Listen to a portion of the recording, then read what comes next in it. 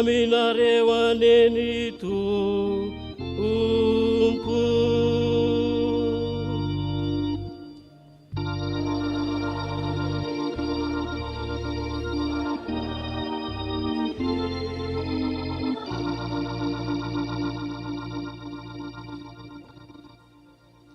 Iraitsika ny hira faneva mitana ny firaisana.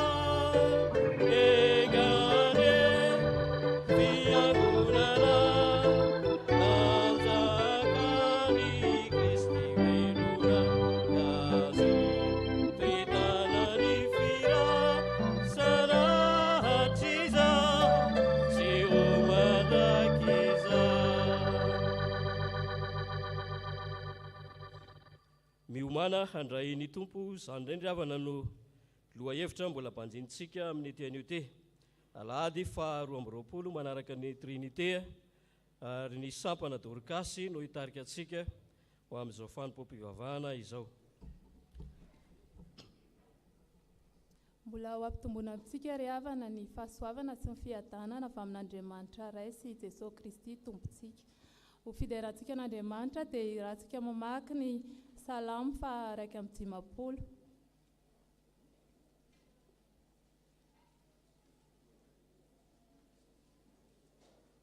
Salamo 𝗏𝗏𝗏, vakiana ny andininy rehetra.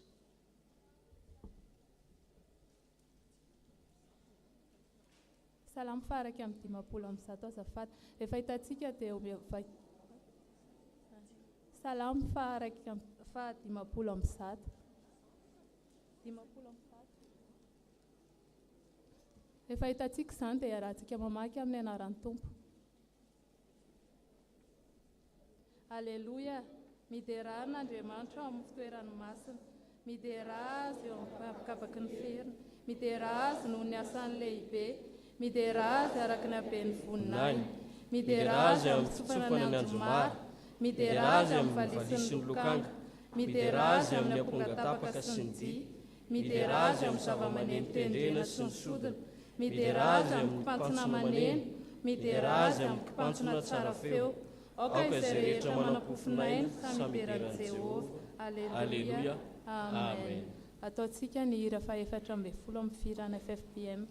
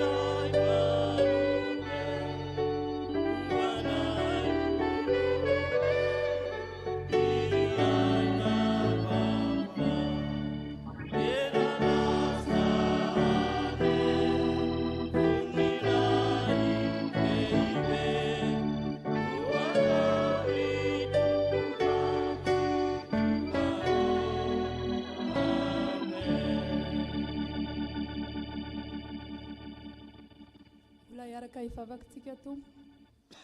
Ry Andriamanitra Tompo sy mpahary anay eo, mideranao izahay noho ny soa rehetra nomenao anay, dia izay fantatray sy izay tsy tsaroanay koa, nefa hivelomanay isan'andro. Tompo tsara indrindra, misaotra anao izahay fa tafavory eto amin'izao tranonao masina izao, amin'izao anio izao hiara iterany anaranao. Ireo namanay mbola mikasa ho avy eto koa tompo dia ianao nitari-dalana azy ho tonga soamantsara eto.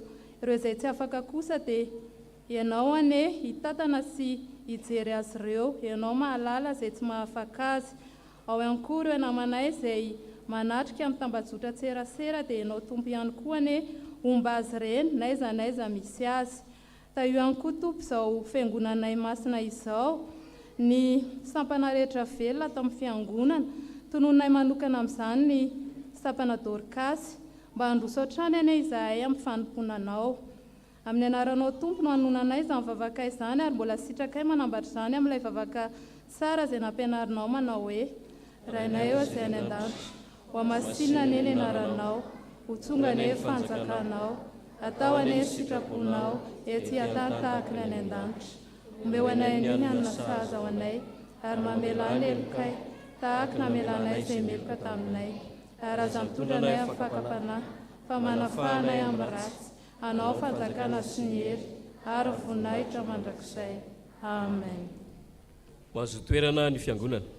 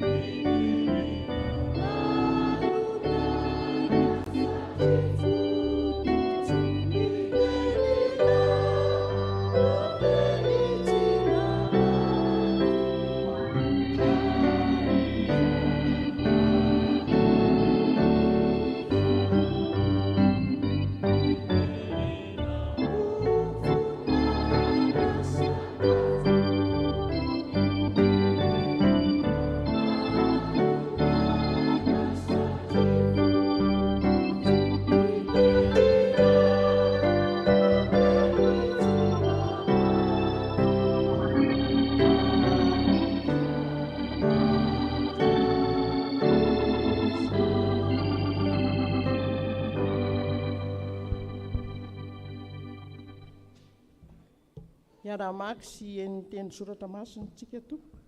Izany dia hitantsika ao amin'ny Ezekela toko fa 4:30 ny andiny voalohany ka hatramin'ny 10.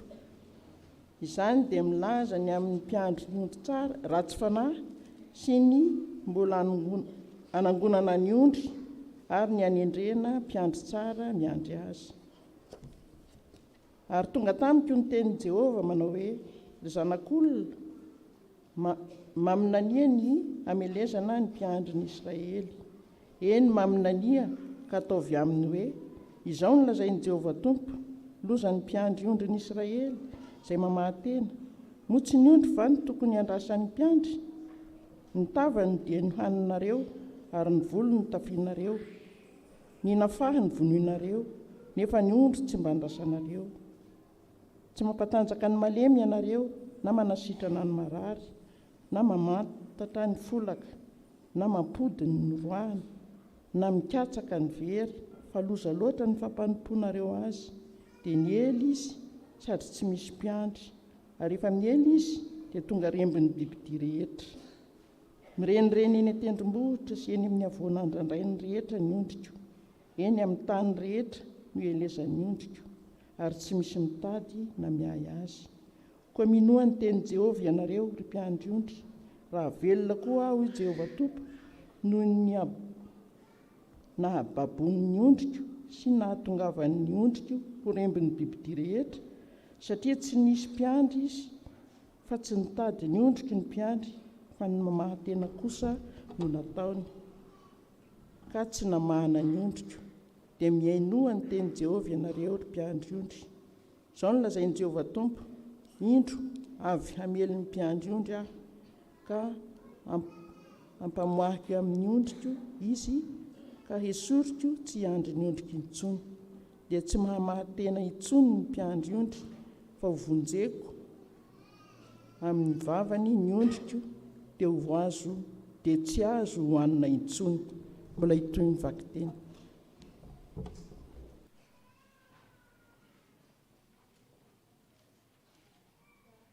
Ny teny soratra masina tsika tompo. Izany dia hitantsika ao amin'ny Romanina toko 7:10 andin'ny 1:12 ka hatramin'ny 5:12. Rehefa ho hita dia ho vakiako amin'ny anaran'ny tompo.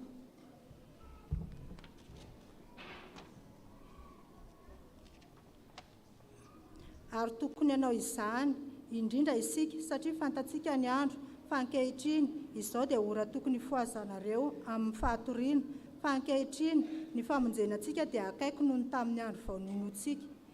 Efa ho lasa ny alina ka mby akaiky ny kokoa ny andro, ka aritsika ny asa maizina, ka hitafitsika amin'ny fiadiany mazava. Aoka isika hitondra tena tsara toy ny amin'ny andro, tsy amin'ny filalaovan-dratsy na amin'ny fahamamona, tsy amin'ny fijangajangana na amin'ny fijejejoana, tsy amin'ny fifandirana na amin'ny fialonana, fa hitafio Jesosy Kristy Tompo, ary aza miainy amin'ny nofo antanteraka ny filany.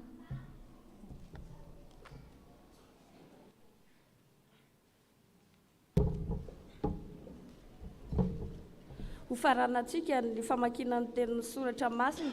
Izany dia hitantsika ao amin'ny filazantsara ny Luka toko 7:10 andininy voalohany ka hatramin'ny 10. Luka toko 7:10 andininy voalohany ka hatramin'ny 10. Rehefa hita dia vakitsika ao am-pitsanganana. Amin'ny anaran'i Jesosy. Ary Jesosy niditra ka nandeha namaky an'i Jeriko, ary indro nisy lehilahy atao hoe Zakaiosy, izay lehibe mpamory hetra sady manan-karena, ary nitady ahity izay Jesosy izy, kanefa tsy afaka noho ny abetrahan'ny olona ny fanety, satria fohy izy. Dia niazakazaka ny aloha izy ka nanaiky aviavy izahany Jesosy, fa efa nandalo tamin'izany lalan'izany izy. Ary rehefa tonga teto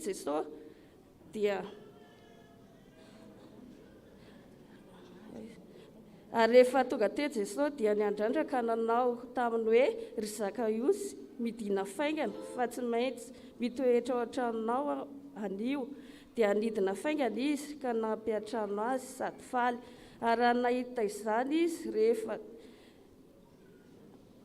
ary raha nahita izany izy rehetra dia nimononmonina ka nanao hoe lasa nandeha hiantrano amin'izay lehilahy mpanoty izy fa Zakaiosy kosa nitsangana ka nanao tamin'ny tompo hoe indro tompo ny atsasako ny fananako omeko ho an'ny malahelo ary raha misy zavatr'olona nalaiko dia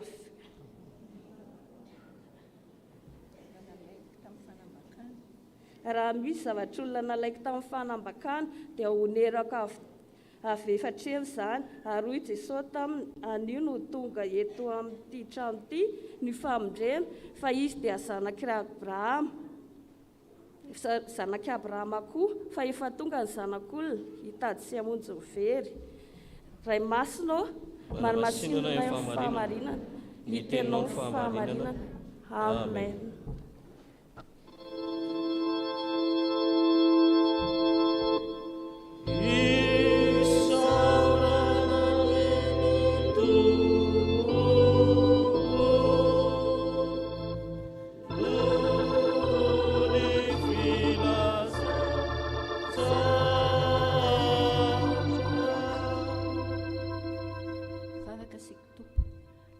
Zay ry Andriamanitra rainay tsara indrindra fa voadika soa amin'ny teninay ny teninao mangataka ny fanahinao masina izay hiasa mahery aty anatinay sy amin'ny vavan'ny mpanomponao mba hitondra fiainana ho anay anezany teninao izany mba hanafaka anay amin'ny longozany anjeranay mba ho voninahitry ny anaranao ny fisianay koa dia mitenena tompo fa vonina iaino ny mpanomponao ny anaran'i Jesosy.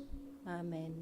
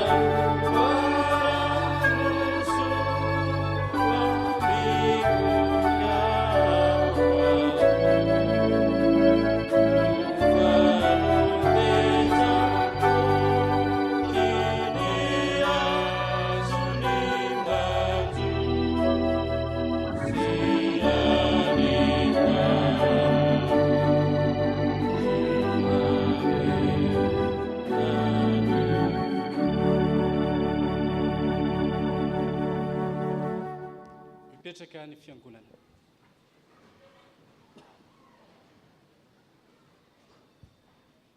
Ry havana malala ireo ny tompo aminareo anie ny fahasoavana ny fiadanana avy amin'Andriamanitra sy Jesosy Kristy tompontsika. Amen.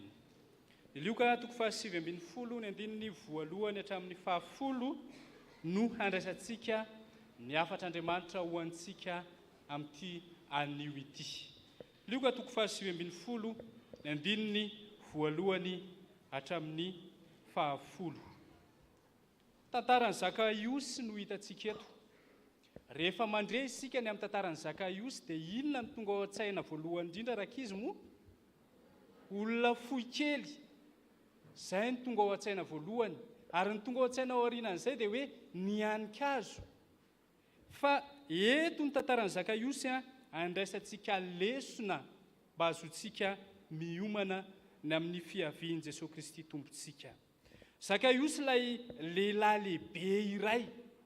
Lehibe satria mpamory hetra, lehibe ny mpamory hetra azy. Raha zay no anambarany azy eo amin'ny tenin'Andriamanitra. Lehibe teo amin'ny fiarahamonina. Kanefa ny zava-misy dia izao, tsy dia mahamoditra loatra teo amin'ny fiarahamonina izy. Noho izy mpamory hetra, noho izy izay fantatra tamin'ny resaka kolikoly, fanararaotana. Ary fanampan'izany dia noheveriny olona ihany koa, ary nataony tokoa izany hoe mpiray tendro tamin'ny Romanina izay mpanjana tany izy tamin'izany fotoana izany. Ary dia izany rehetra izany anisany tsy namamoditra azy teo anivon'ny fiarahamonina. Ary na izany aza nefany ilay nijereny nahitan'ny olona sy ny fiarahamonina ny Zakaiosy dia tsy olo-poany Zakaiosy, satria olona lehibe eo amin'ny fiarahamonina, sefo olona lehibe ambony eo amin'ny fiarahamonina izy, ka olona manam-pahaizana izy zany, olona nanan-karena fatratra ihany koa izy. Zany ilay toetra sy maha-izy azy ny Zakaiosy. Kanefa teto amin'ity tantara ity dia niazakazaka tahaka ny ankizy kely izy. Niazakazaka tahaka ny ankizy kely izy. Fa inona ny antony? Ny antony dia te hahita an' Jesosy Kristy izy. Te handray an' Jesosy Kristy izy. Te hisitraka ny famonjena avy amin'ny Jesosy Kristy izy. Ka ny zava-misy dia izao, rehefa nitady marina an' Jesosy Kristy izy dia tojo azy tokoa. Ary dia nahita azy, tsy hoe nahita azy fotsiny, fa naninona ihany koa nisitraka ny famonjena, nandray ny famonjena izay nentin' Jesosy Kristy. Satria hoy ilay tenin'Andriamanitra hoe, hoy Jesosy Kristy hoe, anio no maninona ozy izy? Tonga eto amin'ity trano ity ny famonjena. Andeha andrasantsika aloha hevitra izao tenin'Andriamanitra izao manao hoe, ny olona miomana handray ny famonjena. Ny olona miomana handray ny famonjena. Voalohany indrindra ho jerentsika ao anatin'izany dia izao, ny olona izay miomana handray ny famonjena, voalohany indrindra dia manaiky fa misy fahabangana eo amin'ny fiainany. Ny olona izay miomana handray ny famonjena zany dia manaiky izy fa misy fahabangana eo amin'ny fiainany eo. Antenga raha antsika mamaky ny andininy voalohany hatramin'ny 7 hoe, vakitsika amin'ny anaran'i Jesosy tompo manao hoe, ary Jesosy nihiditra ka nandeha namaky an Jeriko, ary indro nisy lehilahy atao hoe Zakaiosy, izay lehibe ny mpamory hetra sady nanan-karena, ary nitady ahita izay Jesosy izy, no ny abetsahan'ny olona ny fanety satria fohy izy. Voalaza tsara eto ry havana ny maha-izy azy an'i Zakaiosy, araka ilay fanambarantsika tena ampiandohana teo, fa eto no anambarany mazava tsara hoe lehibe ny mpamory hetra izy, nanan-karena izy. Raha zany maha-izy azy an'i Zakaiosy izany nijerena eo amin'ny fiainana, eo amin'ny fiarahamonina, eo amin'ny fiainana andavanandro, dia azo heverina ho toy ny olona efa milamina tsara izy amin'ny fiatrehana ny fiainana, efa stable tsara izy amin'ny fivelomana. Tsy zavatra mahory azy, fa ananany avokoa. Raha resaka materiel ny resahana, raha resaka filana amin'ny ankapobeny resahana, dia manana tsara izy, ampy tsara ary heverina, fa tsy misy mahory azy. Satria olona ambony izy, manany maha-izy azy. Kanefa na dia izany aza ny fiainany, dia nisy banga ihany ka teo amin'ny fiainany teo. Ary dia natonga azy hikaroka izany, natonga azy handeha hiazakazaka, hitady an'izany fahabangana izay nisy teo amin'ny fiainany izany. Mbola tsy teo amin'ny fiainany ka Jesosy Kristy, ary io ilay fahabangana ngeza be teo amin'ny fiainany. Mbola tsy tao Jesosy Kristy, ary dia fantany tsara, ary fantany tsara fa tsy milamina ny fiainany, fa misy zavatra tsy ampy ao, dia Jesosy Kristy. Dia izany fahabangana izany natonga azy nandeha nitady an Jesosy Kristy. Ary dia izany maneho fa tena zava-dehibe eo amin'ny fiainany ny hitady an' Jesosy Kristy, hikaroka an' Jesosy Kristy, ka ny tao an-tsainy dia hoe ho ataoko ny fomba rehetra azoko mahita an'izany Jesosy Kristy izany. Na dia teo ny mety ho endriky ny sakatsakany, ny toe-batany izay fohy difitra tao anaty olona tao, ny olona be dia be, fa ny tao an-tsainy dia hoe ataoko izay hitako an' Jesosy Kristy, fa tsy ampy an' Jesosy Kristy ny fiainako. Zany le fiainany Zakaiosy izay ambara eto. Ary izany rehetra izany dia azontsika andraisana lesona fa aika izany rehefa mbola tsy miaraka amin'ny Jesosy Kristy ny olona iray, rehefa tsy manana fifandraisana amin'ny Jesosy Kristy ny olona iray, dia mahatsiaro mandrakariva ho misy fahabangana izy eo amin'ny fiainana eo.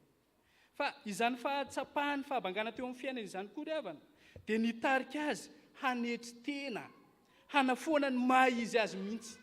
Zakaiosy zany teto, raha nahatsapa izy hoe misy fahabangana eo amin'ny fiainako, dia tsy nihevitra mihitsy izy hoe manam-bola ho ampiasaiko ny volako, ahatonga an' Jesosy Kristy hiatrano atao tokantranoko, ampiasaiko ny fahefako, ahatonga na hanana an' Jesosy Kristy. Tsy izay nataony Zakaiosy teto, fa nahatonga azy hanetry teny izany, nahatonga azy hanafoana ny maha izy azy izany, tsy notsarony akory ilay maha izy azy. Andevaka itsika angeny andininy fahaefatra, ahitantsika hoe nanao ahoana ny fanetretena sy ny fanafoana ny maha izy azy. Andevaka itsika ny andininy fahaefatra amin'ny anaran'ny Tompo manao hoe, dia niazakazaka niala izy ka nananika aviavy izany Jesosy, fefandalo tamin'izany lalana izany izy.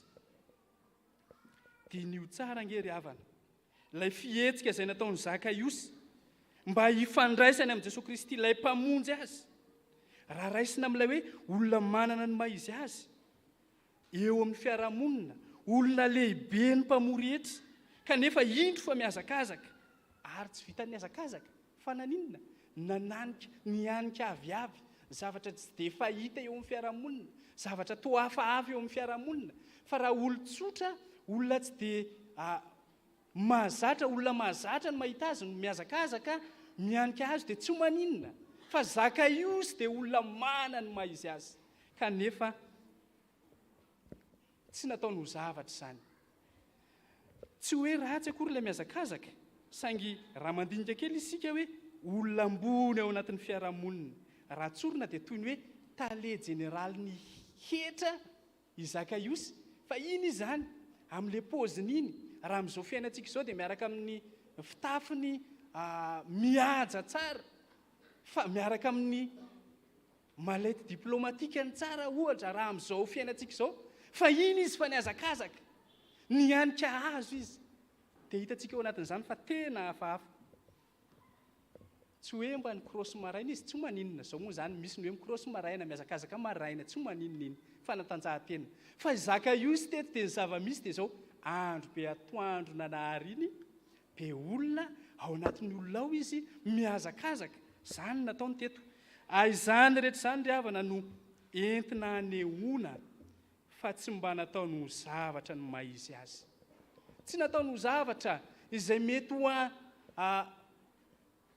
fahefany teo amin'ny fiarahamonina, noho ny fahatsapany ny fahabangana, noho ny fahatsapany fa mila ny famonjeny Jesosy Kristy izy. Ka izany ry havana, izany hetsika izany no nataony ho ny fanehony fa mila ny Jesosy Kristy izy, mila miaona ny Jesosy Kristy izy. Ary izany dia azo hanehoana fa nanana etaeta lalina ny amin'ny fiaonana amin'ny Jesosy Kristy Tompo izy. Inona ry havana no afatra ho antsika ao anatin'izany tantara izany? Zao ny afatra ry havana. Ny olona izay afaka handray ny famonjeny Jesosy Kristy Tompo dia olona mahatsapa, fa na dia manana ny zavatra rehetra azy izy dia mila ny Jesosy Kristy eo amin'ny fiainana. Zany ny olona afaka handray ny famonjena, olona mahatsapa fa mila ny Jesosy Kristy, olona mahatsapa fa na dia toy inona zavatra heverina ho fahafaham-po eo amin'ny fiainana dia tsy ampy io fiainana io raha tsy eo Jesosy Kristy. Ary dia manana finiavana ao anatin'ny fony ao izy, manana etaeta ao anatin'ny fony ao izy hoe Jesosy Kristy ny mpamonjy ahy. Ary tsy velona tsy ahazo famonjena raha tsy Jesosy Kristy mihitsy no mamonjy ahy. Koa aoka ho tsarovantsika ry havana fa izay mety ho arena, izay mety ho fananana izay ananantsika dia tsy havonjy antsika ireny. Misy fetrany ihany ireny, mahavita ireny fa misy fetrany ihany. Tsy hahatonga antsika amin'ny fanjakany lanitra ny fitokisantsika ao anatin'izany. Fa Jesosy Tompo, izy rery ihany no lalana sy famarinana ary fiainana. Fa tsarovy tokoa nge ry havana, fa eo amin'ny fiainantsika eo tokoa dia mitebiteby isika rehefa tena tonga ny tsy fandriam-pahalemana. Hoe manahoana ilay fananako? Sao dia ho taminy jiolahy, sao dia ho robainy jiolahy? Tebiteby no amanjoantsika ao anatin'ireny. Fa ny tena zava-dehibe dia izao, ny fananantsika an' Jesosy Kristy, ilay tena harena, izany no zava-dehibe. Koa ny antso ho antsika avy amin'izany ten'Andriamanitra izany dia izao, ka tsao ny hananantsika ilay tena harena dia Jesosy Kristy. Fa ny fananana an' Jesosy Kristy eo amin'ny fiainana, izany ihany no antoky ny famonjena mandrakizay ho antsika. Fa ao anatin'izany koa ry havana dia izao, mety ho maro ny sakatsakana izay mahatonga antsika tsy hiaona amin'i Jesosy Kristy Tompo. Mety ho maro, mety ho ny fiarahamonina tahaka izay nanjohan'ny Zakaiosy teto. Vao nijereny fiarahamonina izy dia nisy ny monomonina hoe iza koa iny koa ve dia mba ho raisin'i Jesosy, iny koa ve olona efa mpanota, iny ve olona ohatr'izao mpanambaka. Izany zavatra mety iseho, mety hahatonga antsika tsy ho tafaray amin'Andriamanitra, tsy ho tafaray amin'i Jesosy Kristy, fa dia mampahery antsika ny ten'Andriamanitra eto hoe ataovy ho zava-dehibe, ataovy ho zava-dehibe amintsika ilay arena tena izy, Jesosy Kristy. Ary izany no aoka ho voalohany eo amin'ny fiainantsika. Mety ho sakana eo amin'ny fiainantsika ihany koa ny tenantsika. Ary io tenantsika io ny tena sakana sarotra ioarana indrindra rehefa te hanaraka an' Jesosy Kristy Tompo isika. Io tenantsika io ilay tsy manaiky hoe za ohatr'izao ve dia hanao an'izao, za lay mizaozao io. Io tenantsika io mihitsy no sakana ngeza be mandrakariva tsy mahatonga antsika tsy ho tafaray amin'i Jesosy Kristy. Ka dia miantso antsika ny ten'Andriamanitra mba hahatonga antsika ho tafaray marina amin'i Jesosy Kristy dia hioatra izany sakatsakana izany isika, satria isika ilay mahatsiaro fa misy fahabangana eo amin'ny fiainantsika eo. Isika ihany koa ry havana, andeha hanetry tena tahaka ny Zakaiosy. Andeha ho foanantsika izay mety ho maizy azy antsika mba hahatonga antsika tena ho tafaray marina amin'Andriamanitra. Andeha isika hanolotra ny tenantsika ho an'Andriamanitra, hanao ny ezaka rehetra mba tena ho tafaray amin'Andriamanitra, ioarantsika izay mety ho endrika sakatsakana izay mahatonga antsika tsy ho tafaray amin'Andriamanitra. Fa ao anatin'izany rehetrarehetra izany dia Jesosy Kristy Tompo no hameno izay mety ho fahabangana eo amin'ny fiainantsika eo. Dia marina indrindra ny filazan'ny Paoly Apôstôly ao amin'ny Romanina 7:14 hoe fa hitafio Jesosy Kristy Tompo. Rehefa Jesosy Kristy Tompo no hitafitsika dia izy no manarona izay mety ho endriky ny fahabangana rehetra ao amin'ny fiainantsika eo. Ka ny antso ny ten'Andriamanitra ho antsika ankehitriny dia hoe hitafio Jesosy Kristy Tompo, fa izy no mameno ny fahabangana rehetra eo amin'ny fiainantsika eo. Fa faharoa ry havana dia izao, ny olona izay miomana handray ny famonjena dia mahay miaino an' Jesosy Kristy. Ny olona izay miomana handray ny famonjena dia mahay mihaino an' Jesosy Kristy. Andenge raha antsika mamaky ny 5 sy ny 9 amin'ny Lioka 7:7 hoe raha antsika mamaky amin'ny anaran'i Jesosy Tompo izany. Ary rehefa tonga tao Jesosy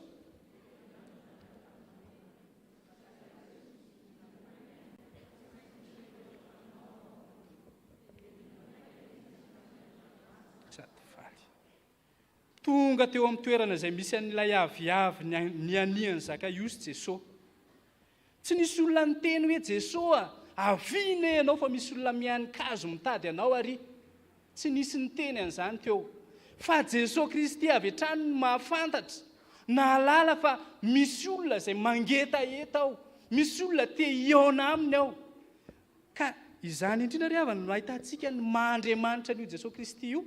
Fantany ny olona izay manana finiavana hitady azy marina, fantany olona izay mangeta eta azy, fantany fa misy olona maniry fatratra azy ao, misy olona mitady fihaonana aminy ao, ary zany no maha-Andriamanitra azy. Dia mazava tsara ny teny izay nambarany teto, nasainy nidina avy hatrany Zakaiosy, ary dia niaraka tamin'izany ny teny fampanantenana fa hoe tsy maintsy miantrano ao an-tranonao tsy maintsy toetra ivahiny ao an-tranonao zany nambaran'i Jesosy Kristy teny tamin'ny Zakaiosy teto. Ka ny zavatra izay nataon'ny Zakaiosy, inona nataony? Mbola niadivaritra ve izy hoe mba raiso aloha fa za fohy kely dia tsy afaka midina eto? Sa hoe inona nataon'ny Zakaiosy? Tsy namaly izy, tsy niady hevitra izy, tsy nianany izy, fa rehefa niaino dia niroso na natanteraka avy hatrany ny tenin'i Jesosy Kristy hoe midina faingana ianao. Ohatra ny azontsika tsaina ilay fomba nidina ny Zakaiosy faingana amin'ilay izy fohy kely. Midina faingana izy, nankatoy ny tenin'Andriamanitra. Ary izany fahaizany miaino, fahaizany nankatoy ny tenin'i Jesosy Kristy izany dia maneho fa mandray ilay mpamonjy izy sady nandray ilay famonjena izay omeny Jesosy Kristy tompo. Ary dia tanteraka ny fanirian'i Zakaiosy satria toa tonga tamin'ilay fiteny izy hoe nitady toko ka sendra vato, nitady famonjena izy ka Jesosy Kristy mihitsy no namaly tonga teo amin'ny teo nitondra ny famonjena. Ny zava-nisy teto dia nankatoy izy. Tsy tahaka ilay lehilahy anankiray misy tantara izay eo amin'ny Luka 7:20 ao, nandiny 7:20 hatramin'ny 7. Lehilahy manan-karena izy io, lehilahy manany maizy azy ihany koa eo amin'ny fiarahamonina. Fa io lehilahy io indray dia nanatona an'i Jesosy Kristy dia inona nataony? Ry mpampianatra tsara, ahoana ny ataoko mba handovako ny fiainana mandrakizay ozy izy? Dia ahoana ozy izy Jesosy taminy? Nitenen'i Jesosy Kristy hoe efa mba notandremanao ve ny lalàna rehetrarehetra, nitenenindreo fa nitandremanao ve hoe aza mijangajanga, aza mamono olona sy ny lalàna rehetra. Dia ozy izy hoe zany rehetra zany efa notandremako fony ao mbola kely. Dia ozy izy Jesosy hoe zao dio zavatra ray loha ianao, mandehana midio fanananao rehetra dia omeo malahelo dia andao anaraka. Teo amin'izay ny tampona ny domy.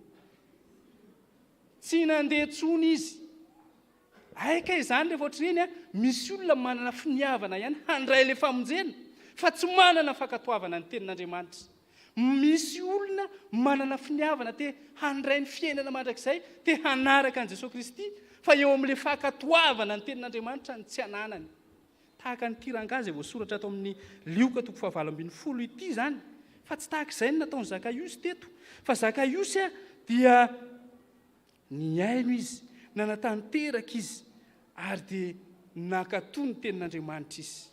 Ry havana malala rehetra amin'ny tompo, azontsika raisina avy amin'izany tantara ny fankatoavany Zakaiosy izany, avy amin'izany fiainony Zakaiosy izany. Fa ny olona izay afaka mandray ny famonjeny Jesosy Kristy dia olona manana fahavononana hihaino an'i Jesosy Kristy, ary olona manana fahavononana hankatoa an'i Jesosy Kristy. Fa jereo tsara ry havana, ilay tantarany Zakaiosy eto, be dia be ny olona araka ny voasoratra eo, fa Zakaiosy no isan'ny niaino nankatoa an'Andriamanitra. Fa ny olona sasany aza inona nataony? Ny monomonina ny nataony, araka ilay efa nambarantsika teo hoe iny ve no mba atsony, iny ve no mba anatonany? Tsy zany anefa Jesosy Kristy. Fa ny olona sasany dia ny monomonina, tsy nankatoa an'i Jesosy Kristy. Fa ilay toetra ny Zakaiosy izay nankatoa no naneo fa nandray ilay famonjena avy amin'Andriamanitra izy. Koa isika ry havana dia aoka ahay miaino sy mankatoy ny tenin'Andriamanitra, ahay miaino sy mankatoy ny tenin'i Jesosy Kristy, ary dia afaka handray an'i Jesosy Kristy mpamonjy sy ny famonjena izay no tanterahiny isika. Dia averina ombenombeny ry havana fa isika rehetra izao dia manana tombony. Tsy afaka nialy isika hoe tsy nisy nanambara, fa isika dia miaino, misy mitoro-teny, misy manambara ny tenin'i Jesosy Kristy amintsika isan-kalahady. Raha ohatra ka isan-kalahady isika no mandray ny tenin'Andriamanitra, dia tsy afaka hiteny eo anatrehan'i Jesosy Kristy isika hoe tsy nisy nanambarany fa efa nambara tamintsika. Fa izay hitaoma ny tenin'Andriamanitra atsika dia hoe aoka isika hankatoa ny teny izay ambaran'i Jesosy Kristy amintsika. Fa rehefa tanteraka izany, dia inona ny zava-nisy? nia tsara koa ny fifandraisan'ny zakaiosy tamin'ny mpiaramonina arak'ilay tantara hitantsika eto ihany andrengevaka itsika farany ny andinin'ny fahavalo hatramin'ny fahafolo amin'izao ten'andriamanitra izao hoe ahitantsika hoe nia tsara ny fifandraisan'ny zakaiosy tamin'ny mpiaramonina aminy andehovaka itsika ny andinin'ny fahavalo hatramin'ny fahafolo amin'ny anaran'ny tompo manao hoe fa zakaiosy kosa nitsangana ka nanao tamin'ny tompo hoe indro tompoko ny atsasaky ny fananako omeko ho amin'ny malahelo ary raha misy zavatr'olona nalaiko tamin'ny fanambakana dia honenako avy efatreny zany ary hoy Jesosy taminy anio ny tonga eto amin'ity trano ity ny famonjeny fa izy dia zanaky Abrahama koa fa efa tonga ny zanak'olona. Amen. Raha tsy ahivana kely ny amin'ny zava-misy dia izao ny fangoronan-karenany no ny masony zakaiosy teo aloha nanao ny tsirariny ary dehibe ny sokajin'olona teo amin'ny fiarahamonina izay tezitra taminy tsy tsara fihavanana taminy no ireo fomba fisainan'ireo no ireo fomba fanaondreo ka dia natonga ny olona ny monomonina rehefa niatrano tao Jesosy Kristy. Zay zany ilay antony anankiray natonga ny olona ny monomonina hoe olona tsy marina io olona mpametsifetsy io dia maninona no ao no miatrano Jesosy Kristy. Io zay toetra izay verina ho ratsy teo amin'ny zakaiosy io natonga ny olona ny monomonina sy na ratsy fihavanana fa eto ilay etaeta-pamonjena ilay faniriana lalina eona tamin'i Jesosy Kristy dia nanova tanteraka ny zakaiosy ka nanova ny fomba fijeriny nanova ny fomba fisainany ka mazava tsara teto ny fanapahan-kevitra izay noraisiny nafony avokoa ny arena izay no matimatesany izay nanaovany ny tsirariny fahiny ary dia fantany fa misy olona malahelo olona mahantra teo amin'ny fiarahamonina teo misy olona niara ny fanambakana izay nataony ka dia naveriny avokoa reny rehetra ireny toy ny hoe nanavao ny fihavanany tamin'ireo mpiarabelona taminy izy nanavao ny fihavanany indray teo amin'ny fiarahamonina izay nisy azy izy noho ilay famonjena izay nataon'i Jesosy Kristy noho ilay etaeta famonjena tao amin'ny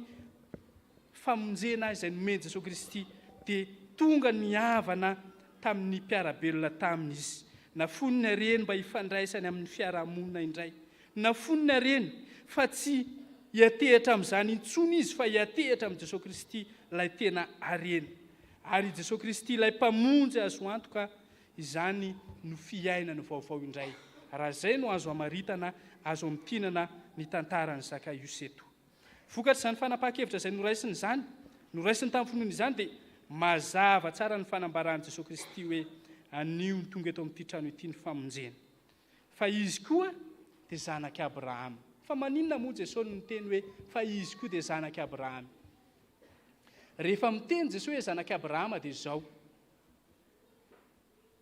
tapina avokoa izay mety ho endrika fanenjena ataon'ireo jiosy nanenjika azy ireo fa amin'ny jiosy mantsy dia tena zava-dehibe ary dia tena ngeza be mihitsy zany Abrahama zany ka ny taranaky Abrahama zanaky Abrahama zany dia ilay olona voavonjy ka izany natonga Jesosy Kristy nanambara hoe zanaky Abrahama koa izy satria dia tena nafoy izay mety ho faharatsiana nafoy izay mety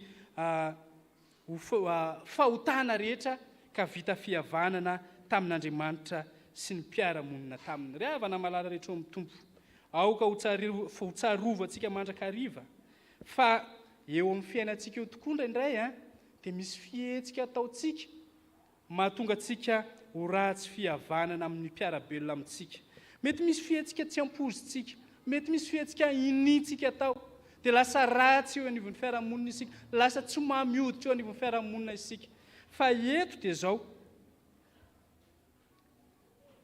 manoloana n'ireny zavatra misy ireny dia tao amin'Andriamanitra isika mba haiaino an'i Jesosy Kristy tahaka ny zakaiosy haiaino sy hakatohan'i Jesosy Kristy ary dia hifoha tsara ao anatin'izany mety torimaso mahatonga antsika tsy hahita ny mpiarabelona amintsika ka mahatonga antsika mety hanao tsinotsinona sanatria na mahatonga antsika mety tsy hiraharaha ny mpiarabelona amintsika dia mitaona antsika ny tenin'Andriamanitra eto hoe aoka hiaino ny tenin'Andriamanitra isika fa rehefa miaino tsara ny tenin'Andriamanitra isika dia hamono torimasom-panahintsika izy ka dia hoy ny Romanina 7:10 izay ambaran'i Paoly hoe aoka hifoha tsara amin'izay mety ho fatoriana isika araka izay voalaza ao amin'ny Romanina 7:11 namany perikôpantsika androany ihany fa izy dia tia-piavana antsika mandrakariva amin'ny olona rehetra.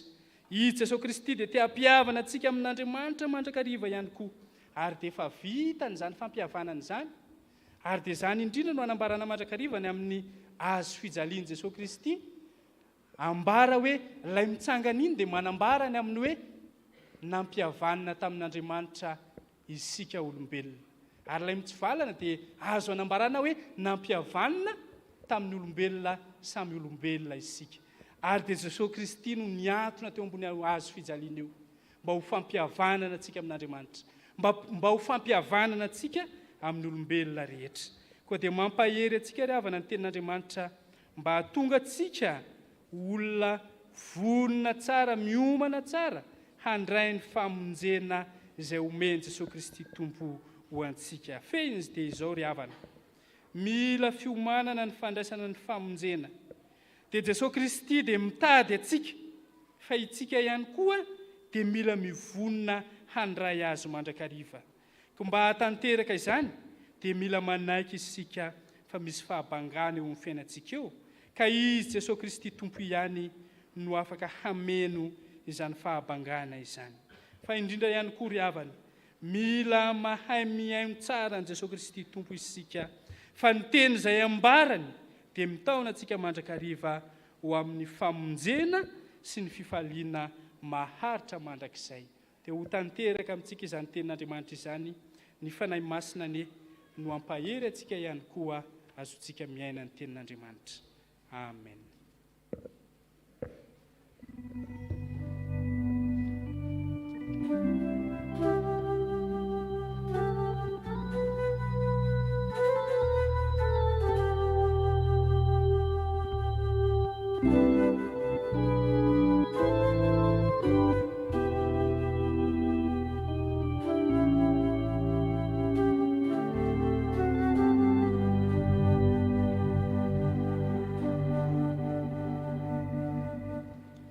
Ivavaka isika.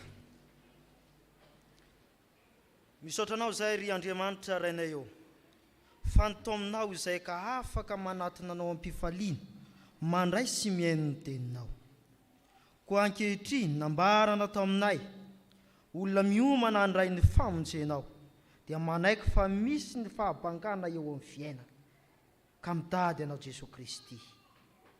Mila mahay miaino anao sy mankatoa ny teninao izahay, mba hahafahanay mahafoy ny zavatra rehetra izay heverina sarobidy noho ianao Jesosy Kristy. Indrisy Tompo, tsy nahatanteraka izany sitraponao izany izahay, efa nanota taminao Andriamanitra izahay, sady nanao ny meloka sy ratsy teo aminao. Efa niala tamin'ny sitraponao sy ny fitsiboka ho ary ny didinao izahay.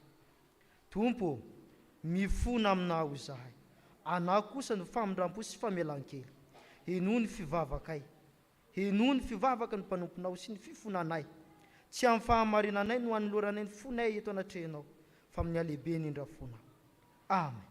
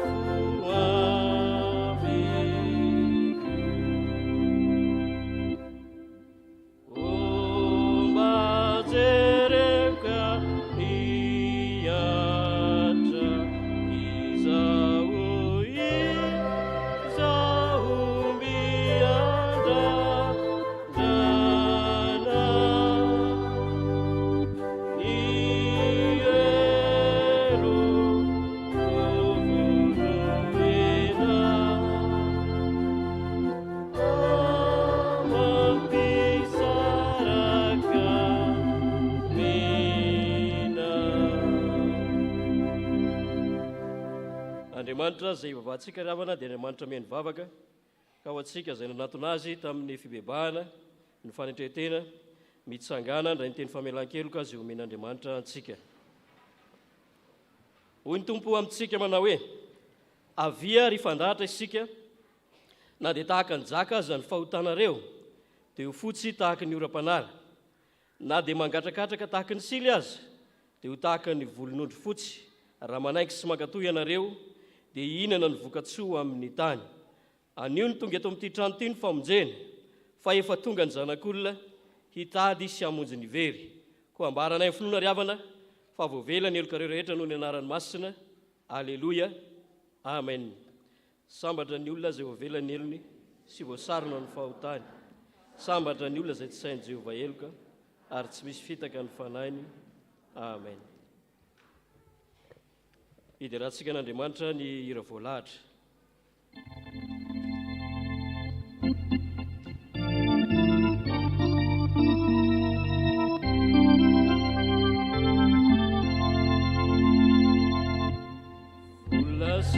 Arena marudito kuane fama mikuniwe yuni aize soampiza soampi aize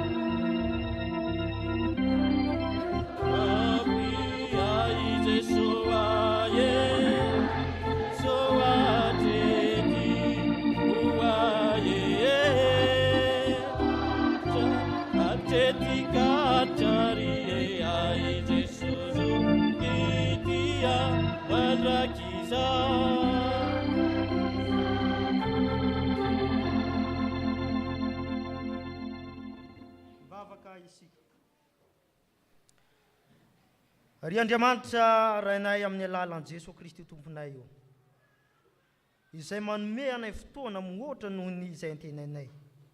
Misaotra anao izahay noho ny niavinao na namarina anay, noho ny aniavinao na namarina anay amin'ny alalan'ny sitraponao izay tsy mety miovo. Nambaranao taminay ny teninao mba hahafahanay manetry tena tahaka ny Zakaiosy, mba hahaizanay miaino sy mankatoy ny teninao ary manatanteraka izany teninao izany. Ataovy matoky anao izahay mba hajory amin'ny zavatra nambaranao taminay. Koa ankehitriny Andriamanitro mitondra mbavaka ho an'ny ray aman-drenay mianakavy izay tsy eto amin'izao fotoana izao. Ianao no namonjy azy sy niantso azy teo amin'ny fiantsoana masina, tsy araka ny asany no niantsoana ho azy fa araka ny fikasanao sy ny fahasoavana nomena ho azy tao amin'ny Jesosy Kristy tomponay. Petraka am-pelatanana ny momba azy rehetra, ny momba ny fiainany manontolo. Taiko izay fiangonana mba hahay handray ny asanao sy havita izany asa sy andraikitra efa napetraka taminay izany. Tompo, taio ny filoha, taio ny birao, ary taiko ny diakona rehetra, ny sampana rehetra izay misy ato amin'ity fiangonana ity, ary ny kristianina tsirairay. Hatsapa ny andraikitra sy ahasarobidiny izany andraikitra efa napetraka ao aminay izany. Andriamanitro, singanay manokana amin'izany ireo sampana dorikasy. Oka ianao no ampandroso azy, oka ianao no hitondra azy amin'ny tananao mahery, mba hahafahany manatanteraka ny andraikitra izay efa napetraka ao aminy. Koa ankehitriny Andriamanitro, misy ireo izay mahatsaro ny fahasoavanao ary mametraka ny fiainany eo anatrehanao. misy izay nangatabavaka ny amin'ny fitohizany ny asany any aminao Andriamanitra izy ny mentora. Petraka ampelantananao izany mpanomponao izany mba hanana fahatokinanao ary ahay hanankina fiainana eo aminao. Mety misy ko aminay reto Andriamanitra izay ao anatiny fahoriana dia anao Andriamanitra no ampahery, ary misy nandray fahasoavana dia anao no hitahiry izany fahasoavana izany ao anatin'ireo izay nandray fahasoavana. Petraka eo ampelantananao koa izany vavaka izany, ary mitondra mbavaka ho an'ny toeram-panomanana mpitandrina indrindra ny amin'ireo taona fahatelo izay andray ny délégation pastoraly anio taio izy ireo mba ahay andray ny asanao Andriamanitra, ary ajoro ny amin'ny anaranao Kristy, ary atory tsara ny filazantsaranao Andriamanitra. Petraka ampelantananao izany vavaka izany. Amen. Ry havana malala andeha nambarany finoantsika eo anatrehan'Andriamanitra isika amin'ny alalan'ny fanekempinoana voalohany izay manao hoe mino an'Andriamanitra ray tsy toa mpanao lanitra sy ny tany, ary mino an Jesosy Kristy isan'any lahy tokana tompontsika izay nitorotoroana tamin'ny fanahy masina nateraka Maria Verjiny nijalana napaka Ponto Pilato nombona tamin'ny fijaliana matika nalevina nidina tany amin'ny fiainantsika nitsangana tamin'ny maty tamin'ny andro fahatelo niakatra ho any an-danitra petraka ankavanan'Andriamanitra ray tsy toa avy any meviny tsara velona sy ny maty mino ny fanahy masina fiangonana masina manerana zao tontolo izao fimbonan'ny olona masina ny famelan-keloka fitsanganany tena maty ary fiainana mandrakizay. Amen. Mipetraka ny fiangonana. Misy ny fanokafana ny taom-panabeazana 2020 telo 2020 eo anivon'ny sampana mpanazava stily. Anatanteraka izany isika ko dia angatahina avy an-trany ny tompon'andraikitra mba hiakatra hanatanteraka izany.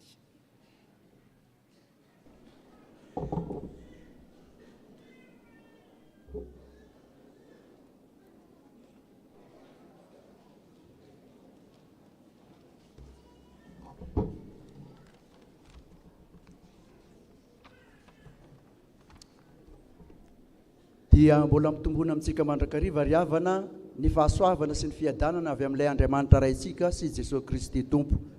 Amen. Dia mbola amin'ny anaran'i Jesosy Kristy Tompo ny fiangonana trany no hiarabanay sampana mpanazava stily anareo kristianina manontolo amin'izao maraina izao. Araka ny efa voafaritra ao anatin'ny tety andro eto amin'ny fiangonana dia androany Alahady XXII ny volana Novambra no voatondro anatanterahana ny famaranana ny taom-panabeazana 2020 eto anivon'ny sampana mpanazava stily eto amin'ny fitaizam-panahy protestanta ho an'ny folo alindahy koa antsoina ireo mpandrindra anankiroa dia ny mpandrindra ny vondrona mpanazava sy ny mpandrindra ny vondrona tily iroso aty aloha anokatra amin'ny fomba skoty ny fotoana.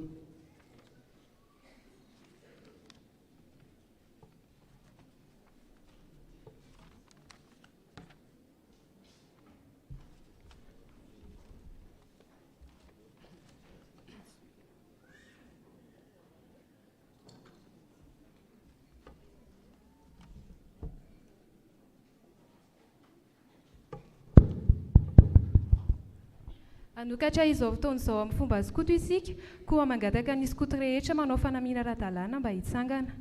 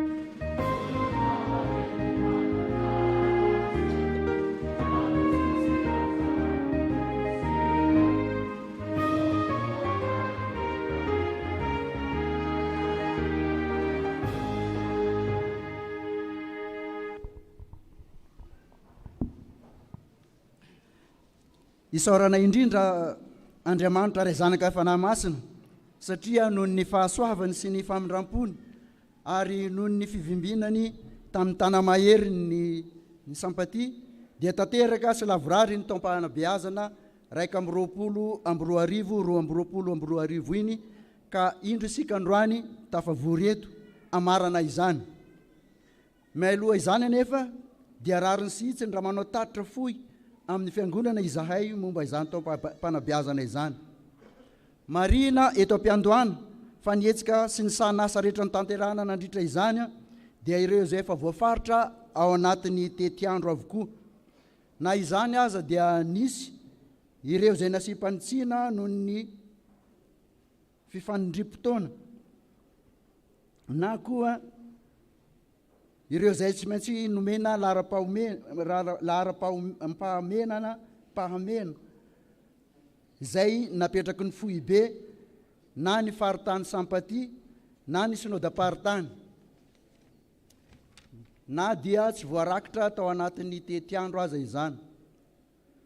Tsara ny mampatsiahy na dia efa fantatra aza fa ny zavakendreny sampatia dia ny anabe ikolokolo sy andray anjara amin'ny fampivelarana ny olona feno, ireo ankizy sy zatovo ary ny tanora zazavavy sy zazalahy ao aminy mba hijoro vavolombelon'i Kristy ho tonga olom-pirenena vanina ary ho andry ny fianakaviana. Mifanaraka amin'izany zavakendreny fikambanana izany indrindra dia ito izao ny vina izay nobanjin'ny fivondronana nandritry ny taom-panabeazana iny. Fivondronana 500 mitombo isa, mivoatra amin'ny maha olona manontolo, mijoro ho vavolombelon'i Kristy. Ny tanjona dia ny amamolavola mpikambana maharesy lahatra ka mahataona ny hafa, mpikambana mandray andraikitra sy mifanampy, mahay sy marina eo amin'ny fitantanana, mazoto mivavaka sy miofana. Araka izany dia ireto avy no sahanason'ny tanterana mandritra ny taona iny izay mikendry ny anatrarana izany zavakendrena izany.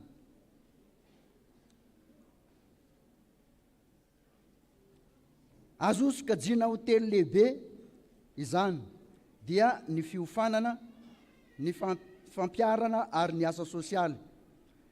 Momba ny fampiofanana, ny fampianarana sy ny fanabeazana, ny mpandraikitra rehetra dia manaraka fiofanana omeny foibe na ny faritany Analamanga Fovoany araka ny dingana misy azy tsirairay avy mba ananan'izy ireo ny fahalalana ampy sy traikefa matotra ho entin'izy ireo manatanteraka ny asa fiandraiketany ho fanabeazana ireo mpikambana fototra na ny beazana. Amin'ny ankapobeny, ny fiofanana dia tanterana amin'ny alalan'ny lasy na seminera na mandritry ny fivoriana samihafa.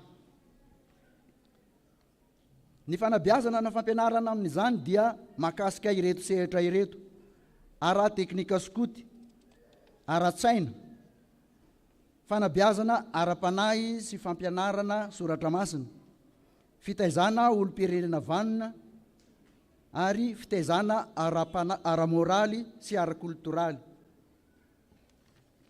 Ny komiti-pivondronana kosa dia mahazo fampiofanana makasika ny ambaratongan-drafitra sy ambaratonga-pitondrana ary ny fomba fiasana, zany hoe ny rafitra foibe, ny sampatia faritany sy ny synodam-paritany ary eo amin'ny fitandremana. Manampy an'izany dia ampafantarina ny komiti-pivondronana mba alala ny adidy sy ny andraikitra miandry azy amin'ny mampikambana mpitantana azy eo anivon'ny fivondronana. Ny fanabeazana sy fampianarana ireo mpikambana fototra kosa na ny beazana araka nefa fantatsika dia tanterana isaky ny asabotsy tolakandro ety am-piangonana eo ambany fitarian'ireo mpiandraikitra isamborona sy isatsampana. Ny fampiarana an'ireo rehetra izay nampianarana sy niofanana dia hita mandritry ny lasy na fivoanan-tsaha na rodorodo na fifaninanana teknika sy sehatra hafa. raha ny eo amin'ny ara-panahy no lazaina dia efa fantatsika eto amin'ny chapelle ny fandraisan'ny sampana anjara amin'ny liturgia isan'alahady sy mandritry ny herinandro masina, herinandro sambatra, herinandro ny fanahy masina sy amin'ny fotoana rehetra ivorian'ny sampana. Ny resaka sosialy, ny sampaty dia mandray anjara amin'ny fitsidiana ireny toby fitaizana zazakambotsy sy mahantra ireny, ary mitondra fanampiana sy fandraisana anjara amin'izany, ary tsy adino amin'izany ny ato anatin'ny fiangonana sy ny mponina manodidina eny amin'ny fokotany zany.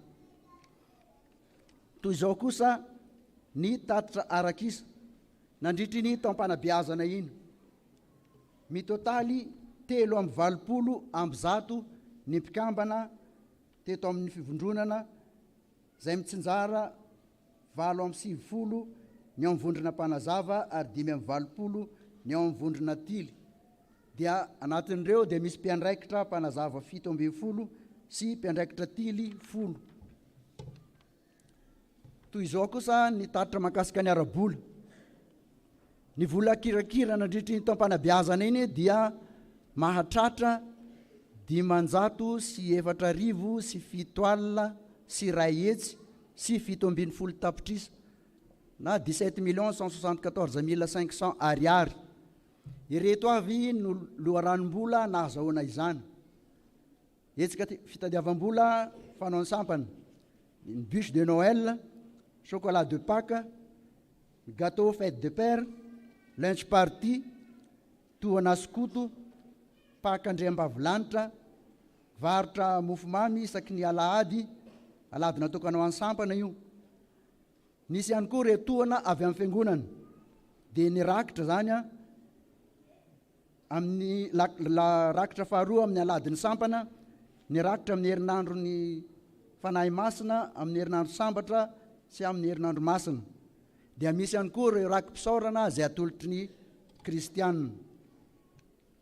Ankoatr'izay dia misy ireo fanomezana avy amin'ny malala-tanana, dia fahafoizana avy amin'ny malala-tanana izany mba hoentina manohana ny asa fanabeazana.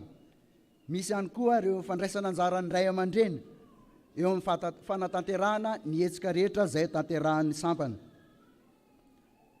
Dia manahoana kosa ary ny nampiasana ireo vola ireo. Misy ny adidy samihafa anatiny sy ivelany, misy ny fanohanana samihafa atao ho an'ny sahirana sy ny fanohanana anatiny atao nireo mpitandrina mpizahdrara, misy ny asa soa anatiny sy ivelany. Eo ihany koa ny famonjena fivoriana samihafa any ivelany toy ny komity lehibe, ny fivoriam-be, ny seminera isan-tsokajina.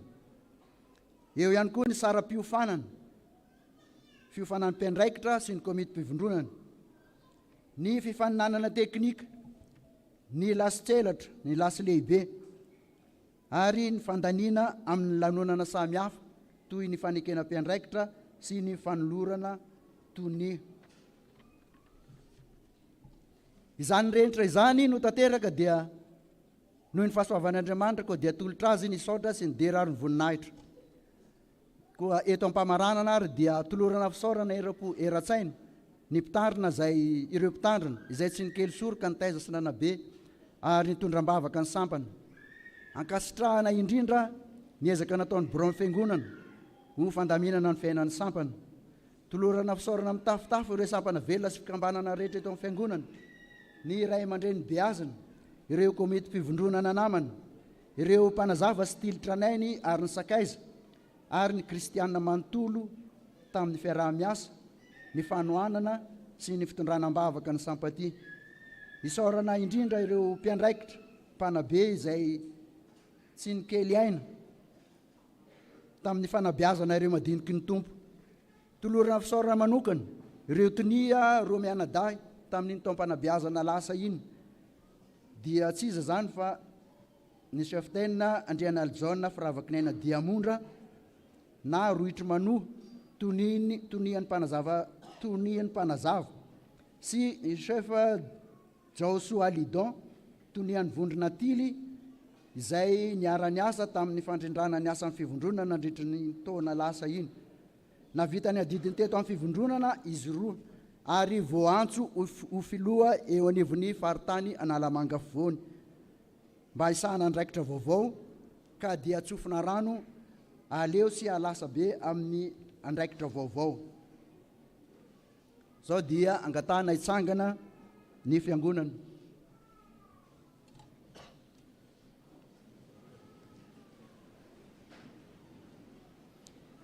Dia ambara amin'ny anaran'ny Ray sy ny Zanaka ary Fanahy Masina fa mifarana anio alahady 17 ny volana Novambra ny taom-panabeazana 2022 sy 2022 eto amin'ny sampana mpanazava stily eo amin'ny fitazam-panahy protestanta ho an'ny folo alindahy.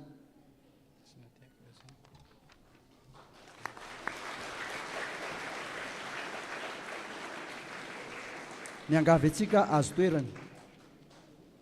Zao ary isika dia irosindray amin'ny fanokafana ny taom-panabeazana 2022 2022. Asaina ireo mpandrindra roa mianada hiantso ireo mpiandraikitra izay sahana ny fanabeazana mandritra ity taom-panabeazana ity.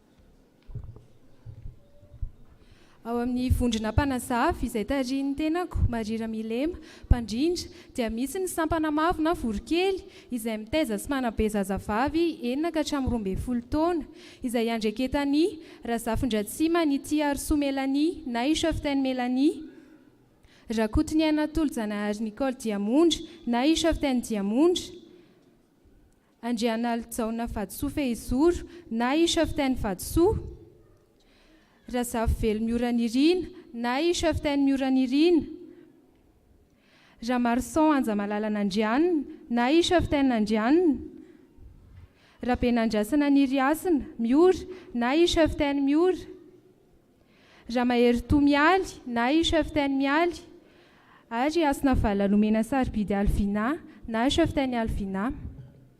Ho an'ny sampana maitso na mpanazava izay mitaiza sy manabe zazavavy 12 ka hatramin'ny 19 taona dia andreketany Lamboniaina Diamondra Narindra na Insia Mahave, Rabelahy Helenique Judicaël na Ishafitainy Judicaël izay alanatsiny fa tsy eto an-toerana, Razafindrana Marie ary Lisiniana Joslea na Ishafitainy Niaina, ary Rakotomandimby Eva na Ishafitainy Eva. Ho an'ny sampana mena na afo izay mitaiza sy manabe tovavy 19 taona no mihoatra dia andreketany Andriamahery Zoasina ny Fanaperana na Lolona Zoasina, ary Rakototsafy Ravonoeltina Fanirina na Lolona Faniry. Koa manasantsika Ray aman-dreny, mpiara-mivavaka apitra ny zanantsika hiditra ao amin'ny fikambanana fa ahitana ny sokajy taona rehetra ary anisan'ny sampana izay manabe ny maha-olombelona feno ny sampana skoto. Saotra ary izay.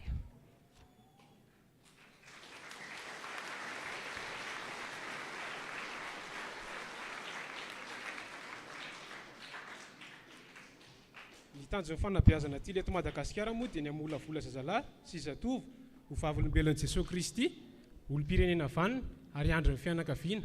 Koa ireto ary izay mpiandraikitra ao amin'ny vondrona tily izay andrindra izany amin'ity taona ity.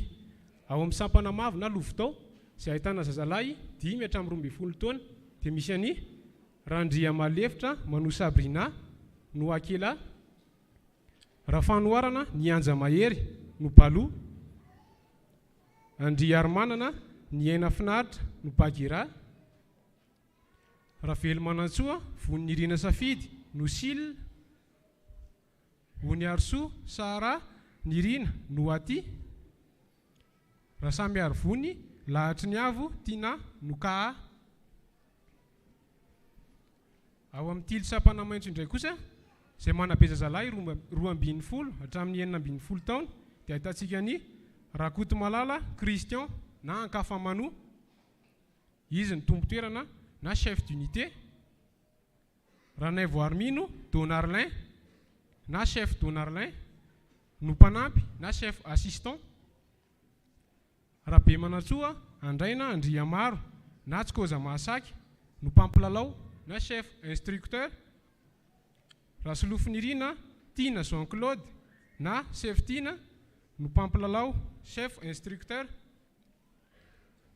Ho an'ny tily sampanamiana kosa na ny mpiandalana izay manam-pejy zalahy 9 hatramin'ny 7 taona dia ahitana ny Andrianary Vao Zoom Marija Valoery na zokiolona Andrianary Vao. Andria Mamonjy Soa Ndranjo Andrian-Jakarivo na zokiolona Andria Mamonjy Soa. Ratovo Artsialonina Tokomam-pionina Iniasy na zokiolona Ratovo Artsialonina. Ny ao amin'ny 5 kosa izay manabe ny zazalahy 7 taona no miakatra dia ahitantsika ny Rakotson Herniena Sedra Erika na zokiolona Rakotson. Ny tenako moa no Angoa Mazoto izay mandrindra amin'ny vondrona tily mandritra ity taona ity. Koa manita anareo ray aman-dreny sy fiangonana tsy hisalasala andefa ny zanantsika andrato ny fanabeazana tao amin'ny sampana skoto. Zao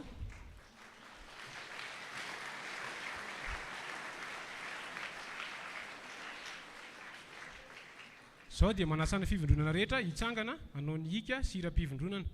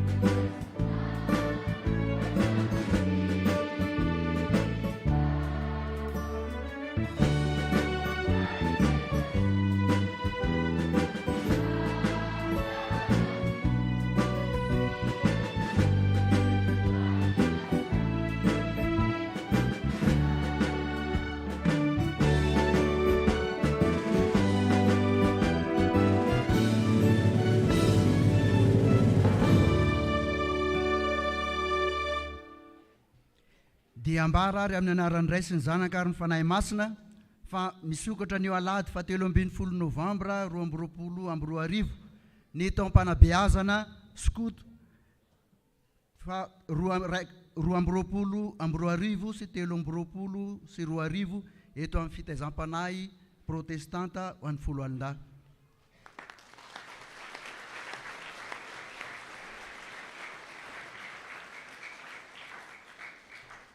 Mahazo toerana. Dia izao ary no afatra ry mpandrindra sy mpiandraikitra misahana ny fanabeazana eto amin'ny fivondronana. Izao no vina ho an'ny sampana mpanazava stily amin'ity taona ity. Mijoro fivondronana 105 mijoro ho vavolombelon'i Kristy, fianarana ho an'ny olon-drehetra. Dia miorena tsara, aza miova, tany finoana ho ampinga, tanterao ny fanompoanao. Ho an'Andriamanitra rery ny voninahitra.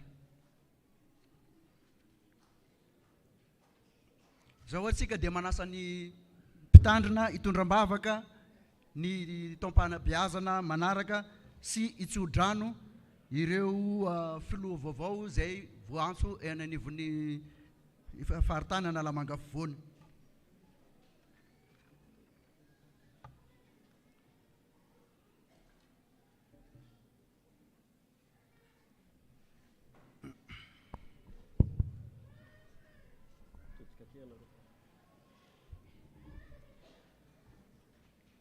Hivavaka isika. Tompo Andriamanitra misaotra anao izay ny amin'ny ty ora sy fotoana omenao anay ity. Misaotra ny amin'ny fitiavanao sy ny fitahinao nasehonao tamin'ny alalan'ny sampana mpanazava stily eto amin'izao fiangonana eto Pahibe izao. Isaorana ianao ry Tompo Andriamanitra ny amin'ny fahasoavanao rehetra izay narotsaka ho an'ny fiangonana tamin'ny alalan'izy ireo. Misaotra ihany koa ny amin'ny antso sy ny fifidiananao satria sehonao tokoa fa Andriamanitra tompon'ny fiantsonanay ianao.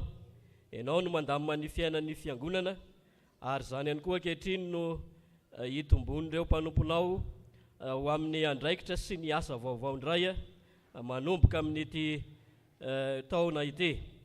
Isaorana ianao ry Tompo Andriamanitra fa ianao ny mbola miazona ny finoana ty anatinay ary ianao ihany koa no angatahanay araka ny haben'ny famindram-ponao ny amin'ny fiainan'ny sampana, ny amin'ny hoaviny rehetra, indrindra ny taom-panabeazana 2022, 2023.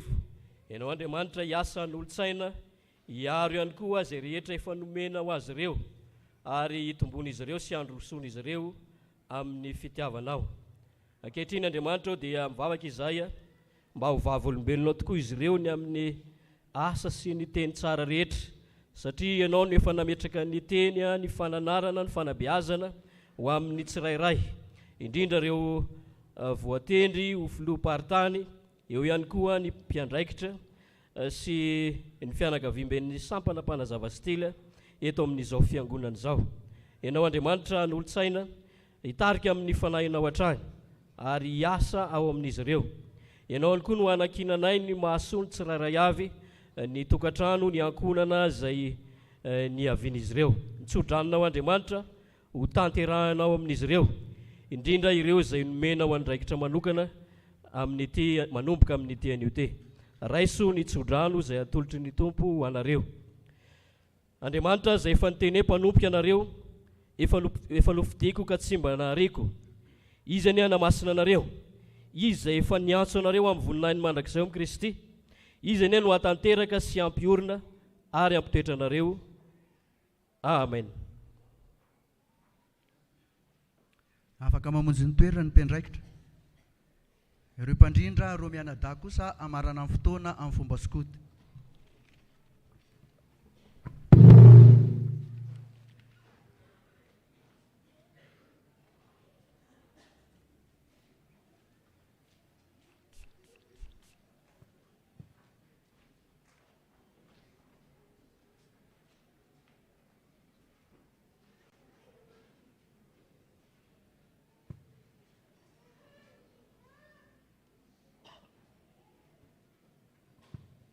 Amarana izao fotoana izao amin'ny fomba sokoto isika, koa mangataka ny sokoto rehetra manao fanamiana ara-dalàna hitsangana.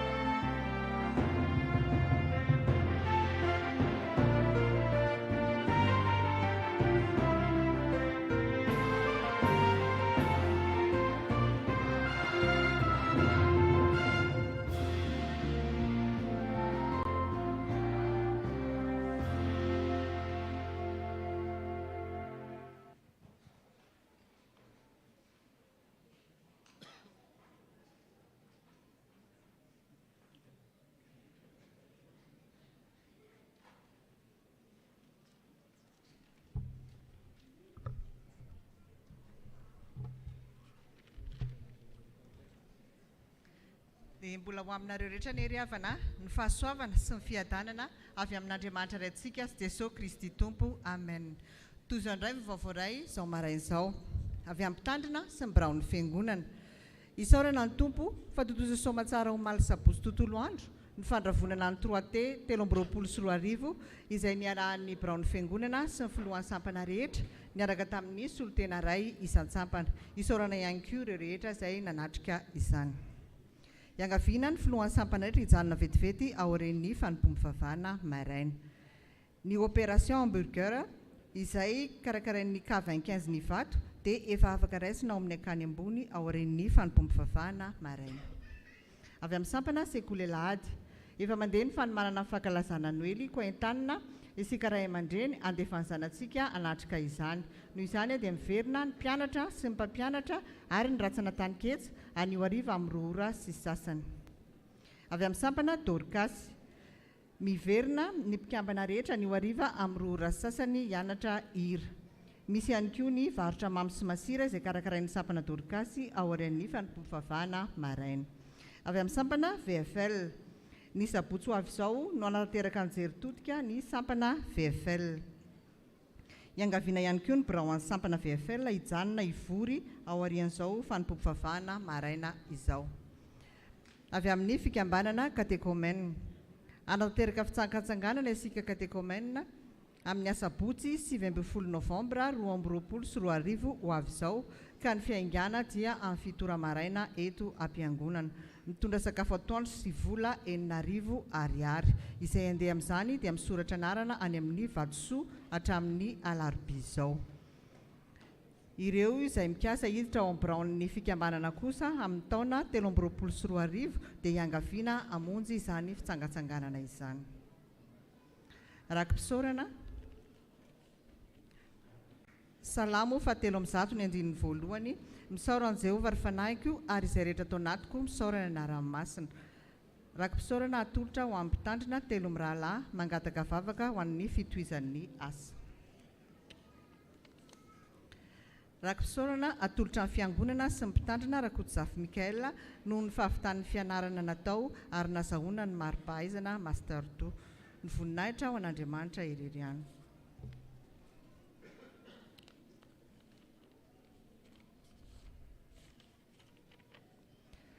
Rakim-pisaorana tsarovo ny mpitondranareo izay efa nitoro ny tenin'Andriamanitra taminareo.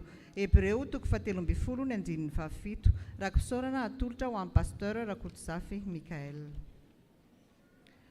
Fararakitra voaray kosa fararakitra avy amin'ny fianakavian'ny tompokolahy 𝗛𝗏𝗏𝗏 Bernary atolotra ny fiangonana. Dia toy izay indray vaovao iray androany ravana voninahitra ho an'Andriamanitra irery ihany.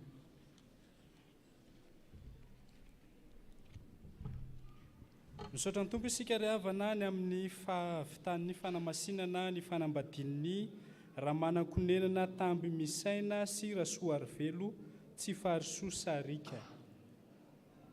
Dia miaraba anareo ny fiangonana dia mirarisoa mirary tokatra misambatra ho anareo. Reto indray zanantsika izay ho amasinina fanambadiana Ranaivosan Lovanirina Andriambelo sy Ranaivosan Andriatina Anika. 𝗛𝗏𝗔𝗡𝗗𝗏𝗏 Voara Sylvain sy Zoarzaka Andomampiona. Dia mivavaka ho anareo ny fiangonana. Tsy eto an-toerana ny ray aman-dreny mpitandrina 𝗛𝗏𝗏𝗏𝗏 fa anio ny famaranana ny 25 ny vato dia manatanteraka izany eny izy.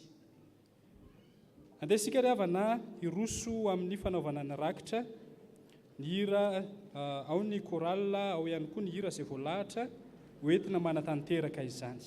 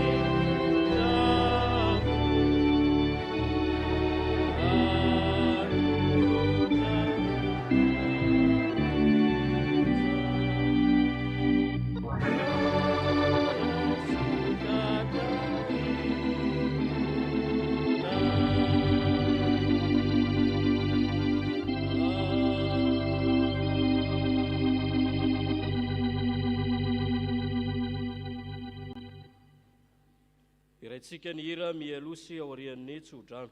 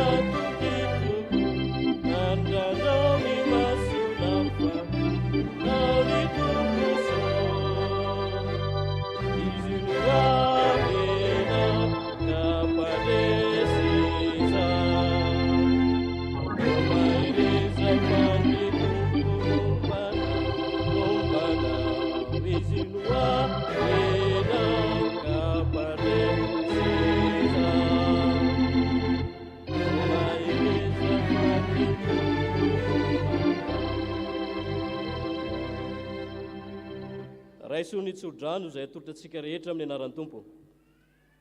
Andriamanitra ny fiadanana ny masina anareo samy ho tanteraka, ka aokarovana avokoa ny fanahinareo sy ny ainareo ary ny tenanareo ho tanteraka, ka tsy hanatsiny amin'ny fiaviany Jesosy Kristy Tompontsika. Mahatoky izay miantso anareo, sady izy ihany no anefa izany. Amen.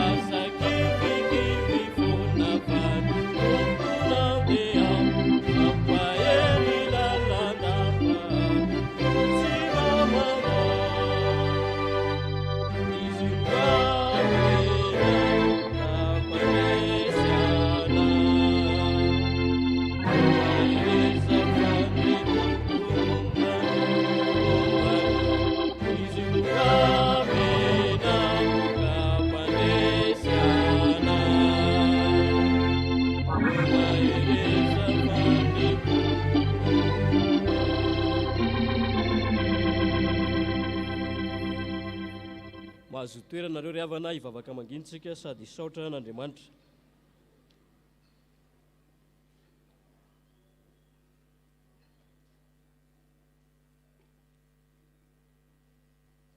Ho an'Andriamanitra irery ny voninahitra amin'ny anaran'ny Ray sy ny Zanaka ary fanahy masina. Amen.